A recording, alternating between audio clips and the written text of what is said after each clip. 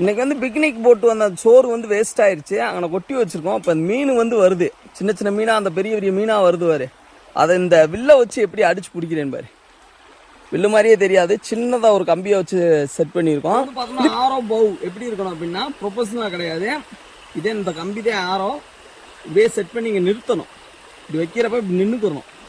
நிற்கிறப்பத்தே அடிக்கிற கசவாக இருக்கும். அப்படியே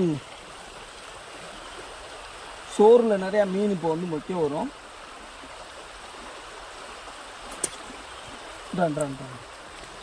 ஒரு ஆட்டம் மிக்ஸ் ஆகிடுச்சு.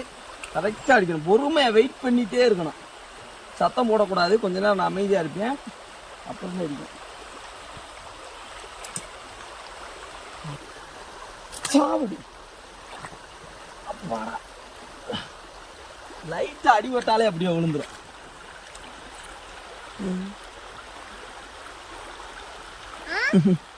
அத்தையா அப்படிதான் பிடிக்கணும். இந்த லைட்டா சைடில் அடி வெட்டது.